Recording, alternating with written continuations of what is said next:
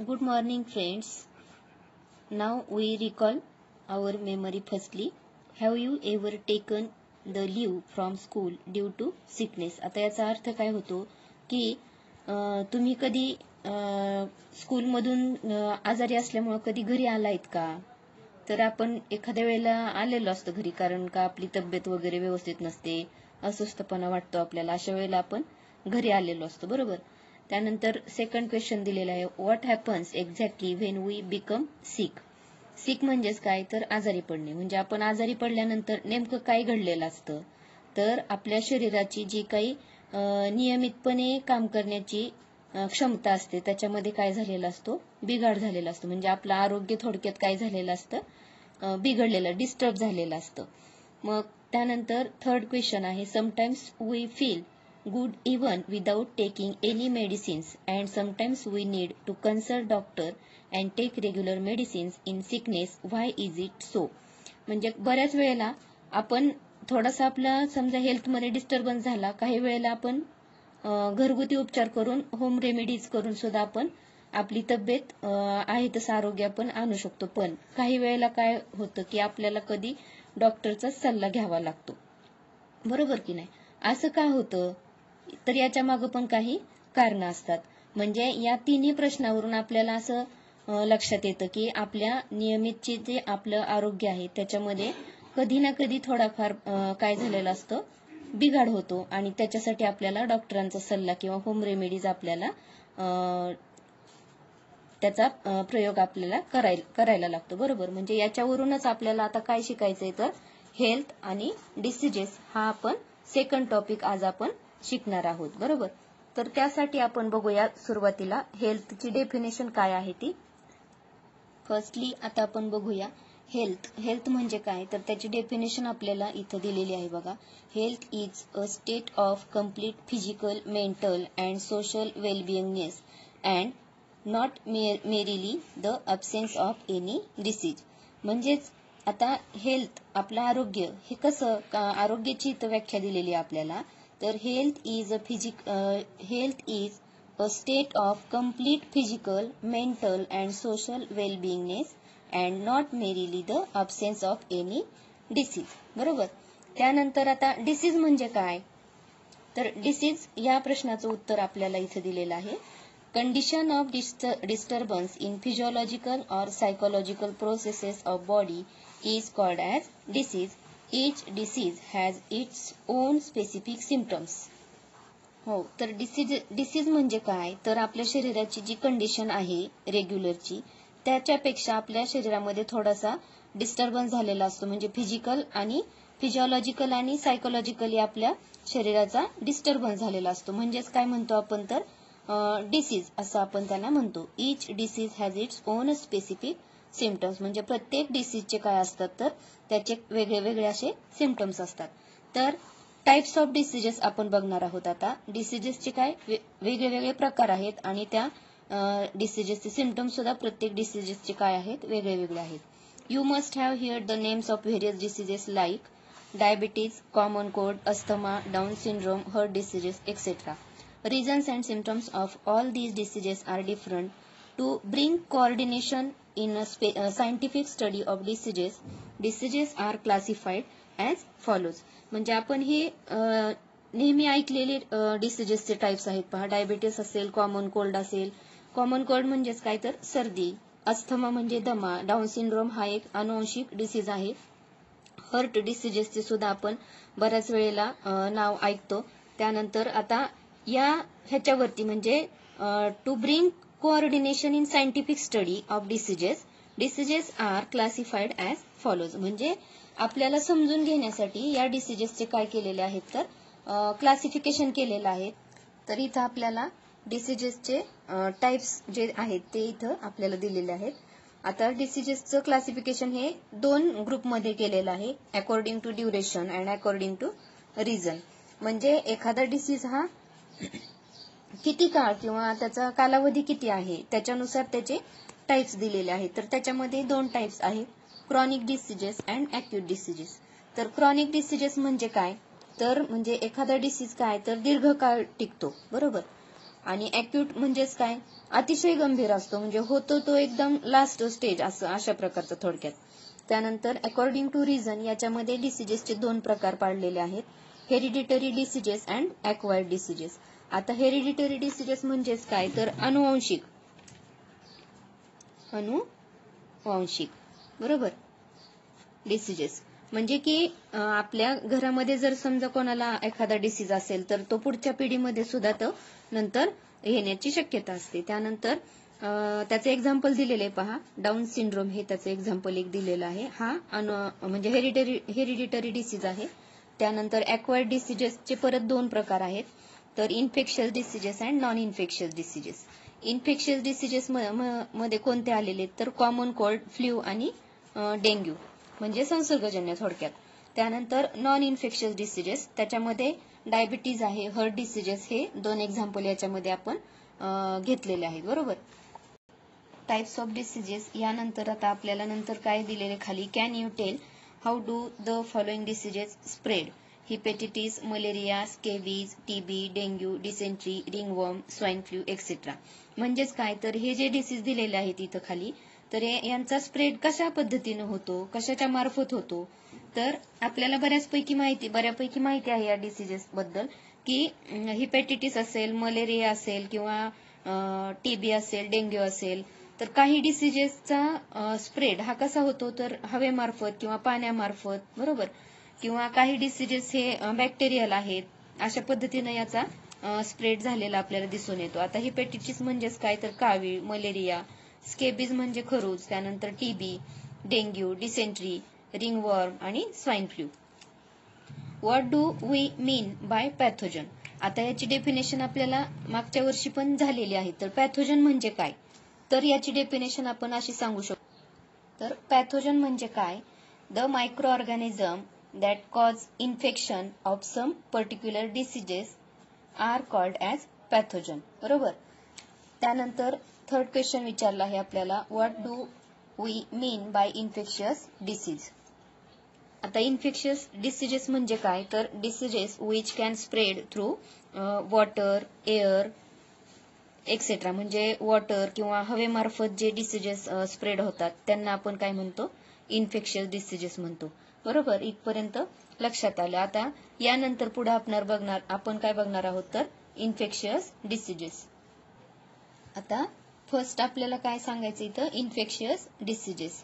तर इन्फेक्शियस डिसिजेसची डेफिनेशन आपण काय सांगू शकतो, diseases spread through contaminated air, water, food और vectors. Vectors means insect and other animals are called as infectious diseases. म्हणजेच काय, तर डिसिजेसचा स्प्रेड जर का एअर, वॉटर आणि फूड याच्या माध्यमातून झाला, किंवा व्हेक्टर्स म्हणजेच काय, तर इन्सेक्ट असतील किंवा अदर अॅनिमल्सच्या माध्यमातून जर का एखादा डिसीज पसरला, तर त्याला आपण काय म्हणतो, इन्फेक्शियस डिसिजेस असं म्हणतो. तर त्याच्यामध्ये आपण नेम ऑफ डिसीज, इथं चार्ट दिलेला आहे, तर याच्यामध्ये आपल्याला काय पाहायचंय बघा, नेम ऑफ डिसीज, त्यानंतर pathogen, mode of infection, symptoms and prevention and treatment. म्हणजे या चार्टमध्ये आपल्याला 5 डिसिजेस दिलेले आहेत, तर त्याचं आपल्याला काय पाहायचंय, तर डिसीजचं नाव एक पाहायचंय, त्यानंतर तो कोणत्या पॅथोजनमुळे होतो. बरोबर. त्यानंतर मोड ऑफ इन्फेक्शन म्हणजे त्याचं इन्फेक्शन कशामधून कसं होतं आपल्याला, आणि झाल्यानंतर सिम्पटम काय आहेत. सिम्पटम म्हणजेच काय, तर सिम्पटम म्हणजे काय, लक्षणे. बरोबर. त्यानंतर प्रिव्हेन्शन अँड ट्रीटमेंट. तर फर्स्टली आपण बघूया इथं ट्युबरक्युलोसिस. म्हणजे ट्युबरक्युलोसिस नावाचा जो डिसीज आहे तो आपल्याला कोणत्या पॅथोजनमुळे होतो, मायकोबॅक्टेरियम ट्युबरक्युली या पॅथोजनमुळे आपल्याला हा डिसीज होतो. त्यानंतर मोड ऑफ इन्फेक्शन काय आहे, तर spitting by patient through air, prolong contact with and sharing of materials of patient. Spitting by patient म्हणजेच काय, तर एखाद्या पेशंटला जर का हा टीबी झालेला असेल आणि तो पेशंट जर आपल्या समोर असं म्हणजे थुंकलं वगैरे, तर ते हवेमधून त्या मायक्रो ऑर्गॅनिझमचं इन्फेक्शन आपल्याला होण्याची शक्यता असते. किंवा prolong contact with and sharing of materials of patient. म्हणजे त्या व्यक्तीबरोबर जास्तीत जास्त जर आपला कॉन्टॅक्ट आला किंवा मग त्यांनी वापरलेल्या वस्तू जर का आपण वापरल्या तर याच्यातून आपल्याला याचं इन्फेक्शन होण्याची शक्यता असते. मग हे टाळण्यासाठी आपण काय केलं पाहिजे तर व्यवस्थित डिटर्जंट किंवा डेटॉल वगैरे वापरून त्या पेशंटच्या वस्तू वगैरे त्या स्वच्छ केल्या पाहिजे. त्यानंतर सिम्पटम्स काय सांगितलेले आहेत तर chronic cough, bloody spitting, emaciation, difficult breathing, म्हणजे हे काय आहे तर लक्षण आहे त्याचे. क्रॉनिक म्हणजेच काय, दीर्घकाळ असा खोकला त्यांच्यामध्ये दिसून येतो आपल्याला.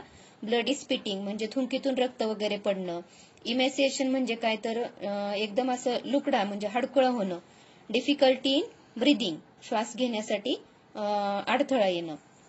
त्यानंतर prevention and treatment, BCG vaccine, isolation of patient, regular medication like dot. आता प्रिव्हेन्शन अँड ट्रीटमेंटमध्ये हे आपल्याला करणं गरजेचं असतं की बीसीजी हे एक व्हॅक्सिन आहे तर हे देणं गरजेचं आहे. त्यानंतर आयसोलेशन ऑफ पेशंट म्हणजे पेशंटचं व्यवस्थित आयसोलेशन म्हणजे त्या पेशंटला वेगळं ठेवलं पाहिजे, वस्तू वगैरे सगळं वेगळं असं आपण केलं पाहिजे. त्यानंतर रेग्युलर मेडिकेशन लाईक डॉट. हिपॅटिटिस हा सेकंड डिसीज दिलेला आहे. हिपॅटिटिसलाच आपण काय म्हणतो अजून तर जॉन्डिस असं म्हणतो. आता हिपॅटिटिस हा कोणत्या पॅथोजनमुळे होतो तर व्हायरसचं नाव दिलेलं आहे आपल्याला. हिपॅटिटिस हा व्हायरल डिसीज आहे. तर त्याचे 5 प्रकार आहेत. Hepatitis A, hepatitis B, hepatitis C, hepatitis D and hepatitis E.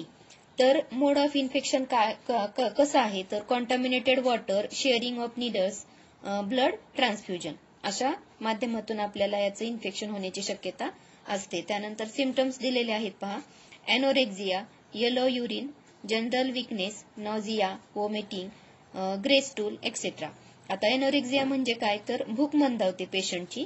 Yellowing urine, त्यानंतर जनरल विकनेस, नॉझिया म्हणजेच काय तर मळमळणे, वॉमिटिंग म्हणजेच काय तर उलट्या वगैरे होणे, ग्रे स्टूल म्हणजेच काय तर वॉटरी स्टूल. त्यानंतर प्रिव्हेन्शन अँड ट्रीटमेंट काय दिलेली आहे. Drinking boiled water, proper cleaning of hands. म्हणजेच काय तर आपण वॉटर जे आहे ते कसं वापरलं पाहिजे, बॉइल्ड वॉटर किंवा फिल्टर्ड वॉटर वापरलं तरी चालतं. Proper cleaning of hands etcetera. त्यानंतर नेक्स्ट डिसीज दिलेला आहे आपल्याला इथं डिसेंट्री. आता हा कोणत्या पॅथोजनमुळे होतो तर बॅक्टेरिया, त्याच्यामध्ये बॅक्टेरियल पण आहे, त्यानंतर व्हायरस पण आहेत काही, शिगेला असेल, बॅसिलाई, त्यानंतर एन्टॅमोबा हिस्टोलायटिका. बरोबर, हे आहेत पॅथोजनची नावं. म्हणजे या पॅथोजनमुळे आपल्याला डिसेंट्री हा डिसीज होण्याची शक्यता असते. त्यानंतर मोड ऑफ इन्फेक्शन काय आहे, contaminated food and water. Symptoms काय दिलेले आहेत तर वॉटरी स्टूल, पेन्स इन ॲब्डॉमेन. बरोबर. त्यानंतर प्रिव्हेन्शन अँड ट्रीटमेंट दिलेली आहे. Drinking of boiled water, proper storage of food, ORS consumption. ORS consumption म्हणजेच काय तर ORS म्हणजे काय, ओरल रिहायड्रेशन सोल्युशन. हे कशासाठी वापरलं जातं तर जर का शरीरातलं पाणी कमी झालं तर ते पाणी म्हणजे कंट्रोलमध्ये आणण्यासाठी किंवा ते ओरल रिहायड्रेशन सोल्युशन हे दिलं जातं पेशंटला. बरोबर. म्हणजे काय लक्षात आलं, drinking of boiled water, proper storage of food and ORS consumption. त्यानंतर नेक्स्ट डिसीज दिलेला आहे आपल्याला कॉलरा. कॉलरा हा जो डिसीज आहे तो कोणत्या पॅथोजनमुळे होतो तर व्हिब्रिओ कॉलरी नावाच्या बॅक्टेरियल आहे, हा बॅक्टेरियममुळे होतं. त्यानंतर मोड ऑफ इन्फेक्शन काय आहे, contaminated food and water. Symptoms काय आहेत पहा. वॉमिटिंग, त्यानंतर severe diarrhoea, cramps in legs. बरोबर. आता क्रॅम्प्स इन लेग्स म्हणजे काय तर पाय दुखणे किंवा पेटका येणे वगैरे.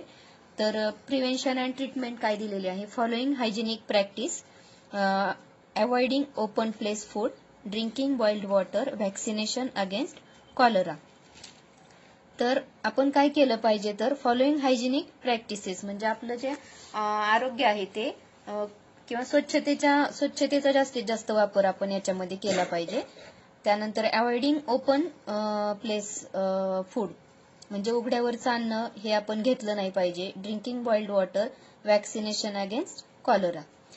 त्यानंतर नेक्स्ट डिसीज दिलेला आहे टायफॉइड. तर हा जो डिसीज आहे तो कोणत्या पॅथोजनमुळे होतो, सॅल्मोनेला टायफी या नावाच्या पॅथोजनमुळे आपल्याला हा डिसीज होतो. मोड ऑफ इन्फेक्शन काय आहे? Contaminated food and water. त्यानंतर सिम्पटम्स दिलेले आहेत पहा. Anorexia, headache, rash on abdomen, dysentery, fever up to 104 degree Fahrenheit. बरोबर. हेडॅक म्हणजेच काय? डोकेदुखी. रॅश इन ॲबडॉमेन, त्यानंतर डिसेंट्री आणि फेवर म्हणजे ताप जवळजवळ किती? 104 डिग्री फॅरेनहाइट एवढा. त्यानंतर प्रिव्हेन्शन अँड ट्रीटमेंट आपल्याला दिलेली आहे इथं. Drinking clean water, vaccination, proper disposal of sewage. बरोबर. तर अशा पद्धतीनं आपण इन्फेक्शियस डिसीजेस हे पाहिलेले आहेत. तर याच्यामध्ये आपण काय काय पाहिले? तर डिसीज पाहिलेले, त्यानंतर पॅथोजनचं नाव पाहिलेले, मोड ऑफ इन्फेक्शन, त्यानंतर सिम्पटम्स पाहिलेले आहेत आणि प्रिव्हेन्शन अँड ट्रीटमेंट असं आपण पाहिलेलं आहे. तर याच्यामध्ये आपल्याला पहिल्या ह्याच्यामध्ये डॉट म्हणजे काय? तर डेली ऑब्झर्व ट्रीटमेंट, म्हणजे ट्युबरक्युलोसिस या पेशंटमध्ये हे गरजेचं असतं की डेली ऑब्झर्व ट्रीटमेंट घेणं गरजेचं असतं. बरोबर. तर अशा पद्धतीनं आपण हे पाहिलेले आहेत. यानंतर आपण नेक्स्ट बघूया सम इन्फेक्शियस डिसीजेस. आता पुढील व्हिडिओमध्ये आपण बघूया काही इन्फेक्शियस डिसीजेस आणि ते पाहण्यासाठी तुम्ही चॅनलला सबस्क्राईब करा. थँक्यू.